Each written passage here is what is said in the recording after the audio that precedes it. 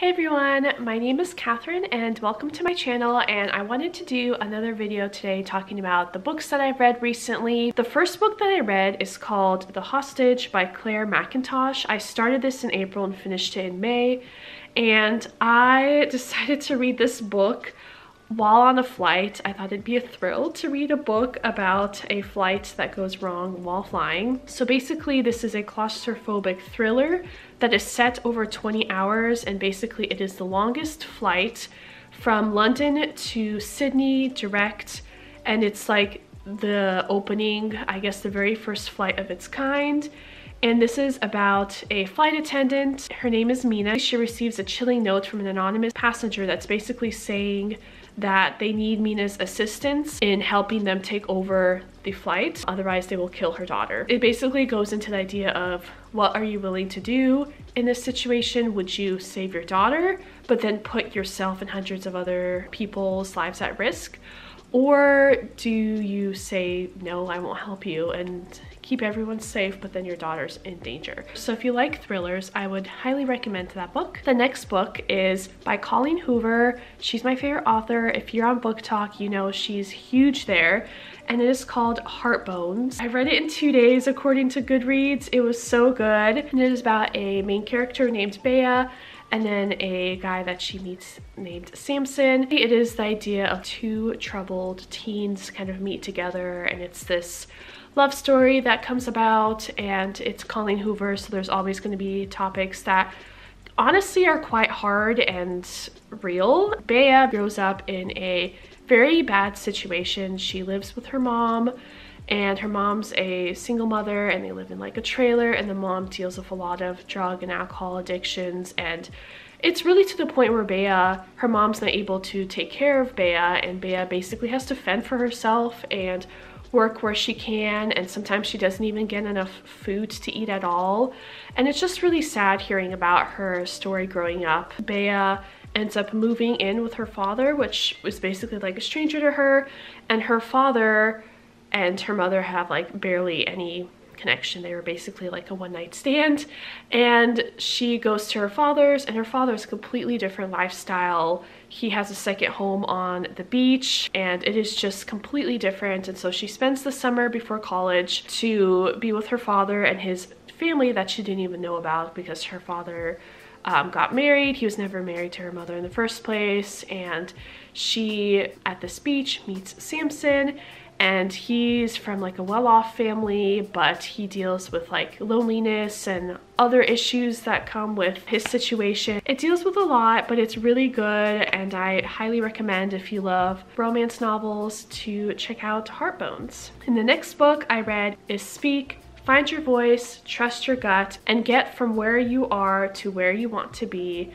by Tunde Oyenin. I don't know if I'm saying that right. When I saw her book at the bookstore, I knew I had to read it. She's a Peloton instructor, and I have a Peloton, and she was the first Peloton instructor that I took a lot of classes with consistently and loved. So when she came out with a book all about her life and her biography, I wanted to know more about it, because I would see her in virtual classes several times a week, and I got to know her personality, and sometimes she would let in on different aspects of her life. I wanted to know more about her, so reading her life story is so interesting. It's so weird when you in one way get to know someone, like get to know them. I just took her virtual classes, but then you really look at where they grew up and their story getting to where they are now, and you only know them in the now, and seeing everything that they had to deal with. It's just crazy, and you look at them in a whole new light and appreciate them for who they are. And if you ride Peloton classes, or even if you don't, she just has a really interesting story,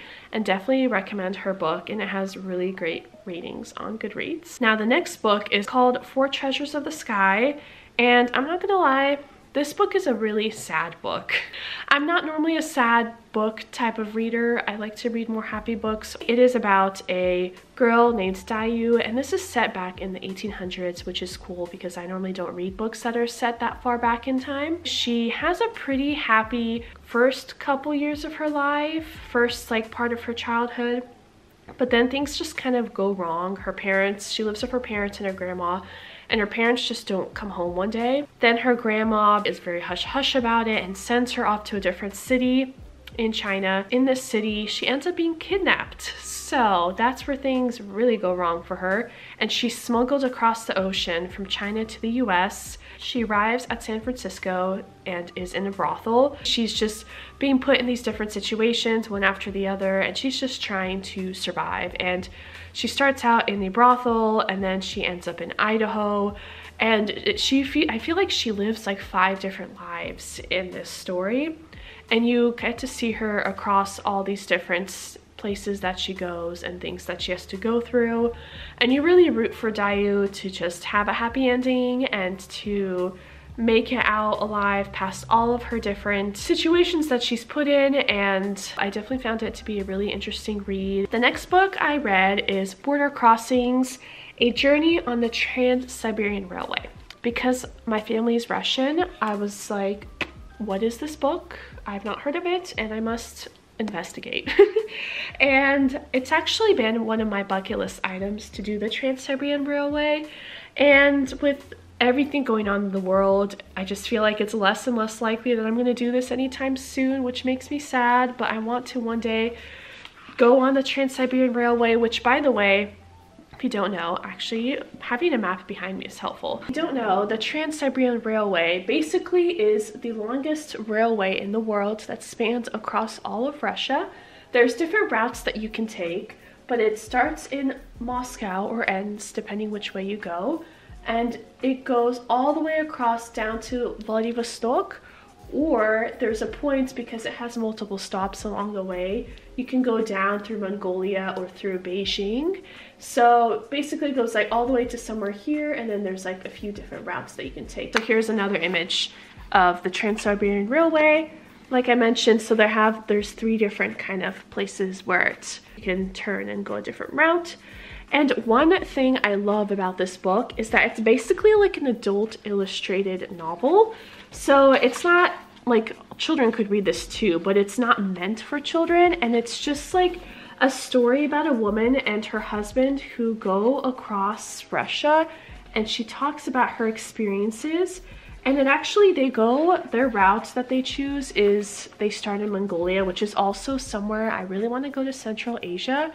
Mongolia specifically, maybe some of like Uzbekistan, Kazakhstan, like all those areas. I think they're very underrated travel destinations and I would love to go to them. But I just loved learning more about Mongolia and then seeing like very, for me, nostalgic meals that I would eat growing up, and seeing her encounter, because she's not Russian, she's American, and learning different things. Like here, she talked about the Omal fish, which is basically a fish that's unique to Lake Baikal, which is the deepest freshwater lake in all of the whole world, and it's in Russia. And now I really want to eat some of these fish. She made me really want to try them. So I really loved reading it. It was so nice and just different from just the normal type of reading where you just read straight text. And her illustrations are beautiful, and it just really quenched my travel thirst for wanting to do at least international travel, because I've really, unless you count Canada, not been able to do that in several years. Yeah, it was just so fun to read this, especially just given my family heritage. She also has a book like this about New Orleans, because that's where she's from, and also Serbia, which is where she got a Fulbright and was able to make her first novel in Serbia. And I've ordered her Serbian book, and once that comes in, I will definitely read that. I was really excited to get this and knew I wanted the physical copy just because of the illustrations. The next book I read is Happy for You by Claire Stanwood. Now this book, I still would recommend it, but I only gave it 3 stars on Goodreads. This story is about a young woman who was in academia getting her PhD, working on her dissertation about psychology and happiness and what it takes to be happy. She decides to take a job in the tech company to basically break into the happiness market, and this tech company is named Joyful, and they're basically creating an app to see if they can essentially quantify and measure happiness. And it brings up kind of like ethical issues and how is this possible, is it not, can happiness really be determined and quantified in an app. So yeah, so she takes this job. She also is in a long-term relationship with her boyfriend who wants to become her fiance, and she says basically that she should be happy. She has this really good job that's directly related to what she studied. She's in a healthy and happy relationship, but yet she just doesn't seem happy, and you could kind of tell throughout the whole story that she's very meh about everything, which I get. You know, mental illness is a very real thing that many, if not pretty much everyone to some spectrum struggles with, but I feel like the ending just wasn't as fulfilling as I want it to be. Towards the end, some stuff happens and she makes some decisions that I'm sure ultimately will lead her to more happiness, but I think we just didn't get far enough into that journey to be able to see it. And the most recent book that I read is Peach Blossom Spring by Melissa Fu, and I loved this book so much. I finished it last night and I wanted the physical copy because I just find the cover to be so beautiful and the colors. This book, it covers multiple generations of a Chinese family, but this novel is about war, migration, and the power of telling stories and what it means to call a place home. So it follows along Meilin and Renshu, her son, and it is originally set in the late 1930s, where they're living in their hometown and they're overall doing well, but then the Japanese army invades and they're basically having to flee their hometown and go towards safety, and they're joined along with other family members, and it gets really hard to be able to, there's so many different obstacles that get in the way, and it's just very dangerous, and they're constantly on high alert because it is not uncommon that people do not make it to where they're heading and they get killed along the way by the Japanese army, and it is horrible. And I didn't even honestly know that the Japanese army invaded back in the late 1930s, and that's what happened, and it is just horrible that it completely uprooted their lives and turned it 180. And they're just happy to survive in the end. And eventually they end up in Taiwan. It goes from a span of 70 plus years. So it starts in the late 1930s and it goes all the way up to 2005. And then for graduate studies, he actually is able to go to the United States. He ends up building a life out in the United States, ends up having a child named Lily. And when Lily starts asking questions about her heritage and where her family roots come from, Henry is so traumatized, and so he just wants to forget completely and not tell Lily anything, but she keeps, as she gets older, asking questions. She wants to learn Mandarin. She wants to just know more about where she comes from. She always has this sense of like questioning who she is. So it's just a very interesting read, and the role that our heritage and culture plays into our lives and ourselves, and what it means to call a place home. So those are the books that I have read in May. I hope you guys enjoyed watching this video, and let me know if you've read any of these books or if you want to read any of these books. I definitely read more thrillers and romance novels, but reading more historical fiction books set in Asia and different parts of the world, or even reading a travel writing book, I've really gotten to expand outside my normal genre that I read, and I've really liked reading it. So I think I'm gonna continue to read more types of books like these. Thank you guys so much for watching. I hope you have a great day or night whenever you're seeing this, and let me know what books you're reading or want to read. I always love to know and get recommendations from people. And yeah, thank you so much for watching. Bye.